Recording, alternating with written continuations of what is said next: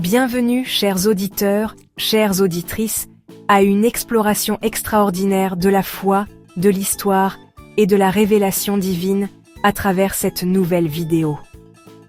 L'Évangile de la Nativité de Marie est un texte apocryphe chrétien, c'est-à-dire qu'il ne fait pas partie du canon officiel de la Bible, qui raconte les origines et la naissance de la Vierge Marie, sa jeunesse, ainsi que les circonstances de son mariage avec Joseph. Ce récit a largement influencé la tradition chrétienne, notamment catholique et orthodoxe.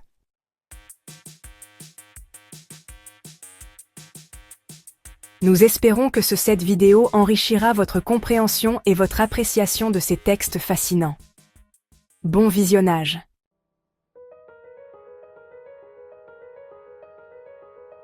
Chapitre 1.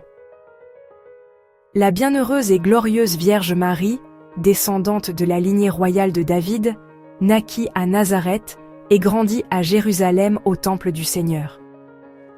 Son père, Joachim, et sa mère, Anne, vécurent en Galilée, respectivement à Nazareth et à Bethléem. Ils menèrent une vie irréprochable et pieuse, partageant leurs biens en 3 parts, une pour le temple et ses serviteurs, une autre pour les pauvres et les étrangers, et la 3e pour leurs propres besoins. Malgré leur piété, ils restèrent sans enfants pendant une 20aine d'années de leur chaste mariage, mais ils vouèrent tout enfant qu'ils pourraient avoir au service du Seigneur, visitant régulièrement le temple lors des fêtes.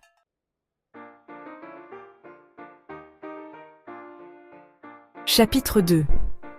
À l'approche de la fête de la dédicace, Joachim se rendit à Jérusalem avec ses compatriotes, où Issachar servait de grand prêtre. Issachar, voyant Joachim parmi ceux qui offrèrent des offrandes, le méprisa, déclarant que ces offrandes étaient inacceptables aux yeux de Dieu en raison de son absence de descendance, invoquant la malédiction des Écritures sur les sans enfants. Honteux, Joachim se retira dans les pâturages des bergers pour éviter de nouveaux reproches, craignant le jugement de sa tribu qui avait également entendu les paroles du prêtre.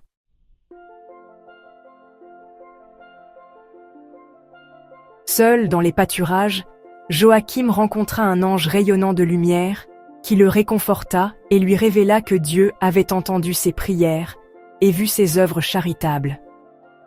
L'ange assura Joachim que Dieu ne punit pas la stérilité, mais intervient miraculeusement pour ouvrir les utérus fermés par la volonté divine, comme on le voit chez Sarah, Rachel et d'autres personnages bibliques.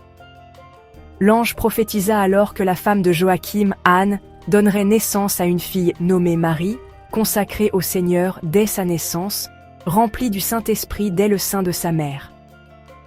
Marie vivrait une vie pure au temple, exempte d'impureté, et donnerait miraculeusement naissance à Jésus, le Sauveur de toutes les nations. Le signe de vérité de l'ange serait la rencontre joyeuse de Joachim avec Anne à la porte dorée à son retour à Jérusalem. Sur ce message, l'ange partit, laissant à Joachim la promesse de la grâce extraordinaire de Dieu.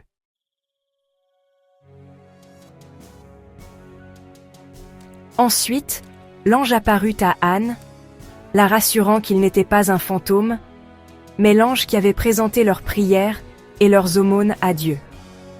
Il annonça qu'Anne donnerait naissance à une fille nommée Marie, bénie entre toutes les femmes. Marie serait favorisée par le Seigneur dès sa naissance, passant ses 3 premières années dans la maison de son père jusqu'à son sevrage. Ensuite, elle serait consacrée au service du Seigneur dans le temple, où elle resterait jusqu'à sa maturité. Là, elle vivrait une vie de jeûne, de prière et de pureté, épargnée par tout homme, et concevrait et donnerait naissance miraculeusement à un fils qui serait le sauveur du monde. L'ange ordonna à Anne de monter à Jérusalem et lui assura qu'elle rencontrerait Joachim à la porte dorée, signe de l'accomplissement de ses promesses.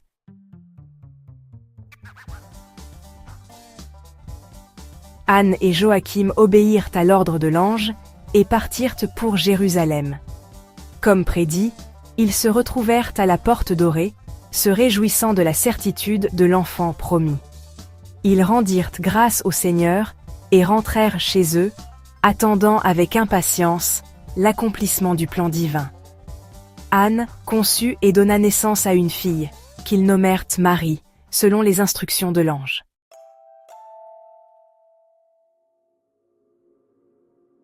Lorsque Marie eut 3 ans, ses parents l'amenèrent au temple du Seigneur avec des offrandes. Le temple, situé sur une montagne, exigeait la montée de 15 marches, symbolisant les 15 psaumes des degrés. Plaçant Marie sur l'une de ces marches, ses parents s'émerveillèrent de la voir les gravir sans aide, témoignant d'une maturité extraordinaire pour son âge. Après avoir offert le sacrifice coutumier et accompli leurs vœux, Joachim et Anne laissèrent Marie aux soins du temple avec d'autres vierges pour son éducation, pendant qu'ils rentrèrent chez eux.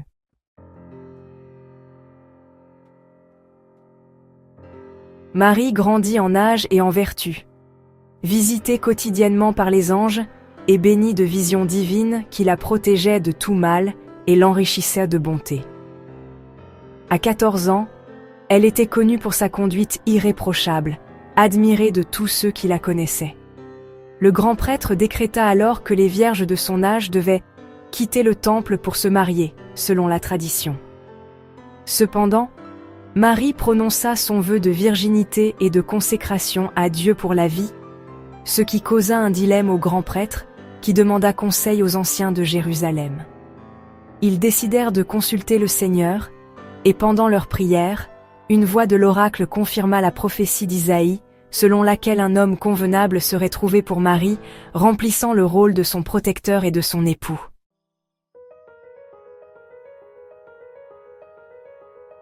Parmi les hommes éligibles se trouvait Joseph, un homme âgé de la maison de David. Suivant la prophétie, chacun dépose sa verge sur l'autel, attendant un signe de Dieu. Seul Joseph la retint. Après une seconde consultation avec Dieu, il fut révélé que Joseph, qui n'avait pas initialement présenté sa verge, était choisi. Lorsque Joseph présenta enfin sa verge, une colombe descendit du ciel et se posa dessus, confirmant à tous qu'il était l'époux de Marie. Après avoir achevé les cérémonies de fiançailles, Joseph retourna à Bethléem pour se préparer au mariage, tandis que Marie, accompagnée de 7 autres vierges, retournait chez ses parents en Galilée, préparée à sa destinée divine.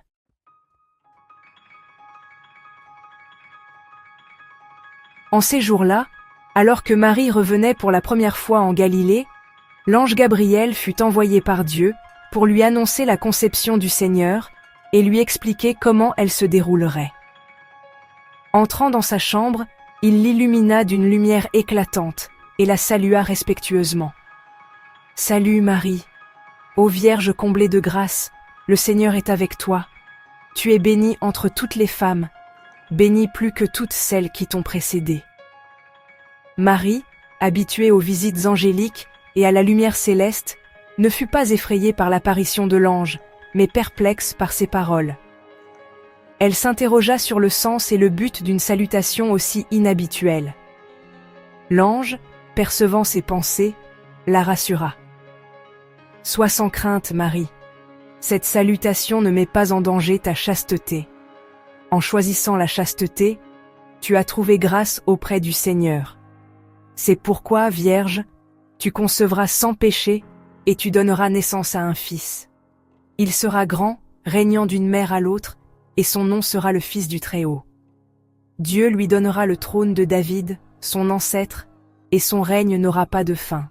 Il sera le roi des rois et seigneur des seigneurs, avec un trône éternel. » Marie accepta ces paroles sans hésitation, mais demanda des éclaircissements.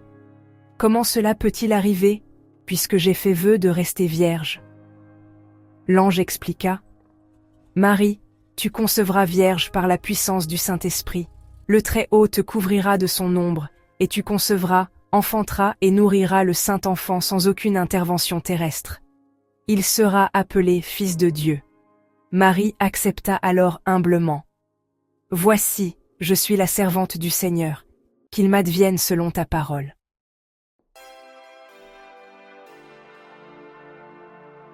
Pendant ce temps, Joseph quittait la Judée pour se rendre en Galilée afin d'épouser Marie, sa fiancée. 3 mois s'étaient écoulés depuis leur fiançailles, presque le 4e mois, et la grossesse de Marie devenait visible.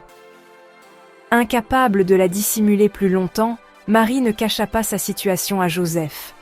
En homme juste et pieux, Joseph était profondément troublé et incertain de la conduite à tenir. Il ne voulait pas exposer Marie à la honte publique, la soupçonnant d'adultère, mais il ne voulait pas non plus ternir injustement sa réputation. Il décida donc de rompre discrètement leurs fiançailles et de la renvoyer. Alors qu'il réfléchissait à ses décisions, un ange du Seigneur lui apparut en songe et le rassura. « Joseph, fils de David, ne crains pas de prendre Marie pour femme. Sa grossesse vient du Saint-Esprit, et non d'un homme. Elle enfantera un fils, et tu lui donneras le nom de Jésus, car c'est lui qui sauvera son peuple de ses péchés. » Suivant les conseils de l'ange, Joseph prit Marie pour épouse, mais s'abstint de toute relation conjugale avec elle, respectant sa virginité. Alors que Marie approchait du 9e mois de sa grossesse, Joseph l'accompagna à Bethléem, sa ville ancestrale. C'est là que Marie donna naissance à son fils premier-né, Jésus-Christ, comme le rapportent les saints évangélistes, qui vit et règne avec le Père et le Saint-Esprit, Dieu, pour les siècles des siècles.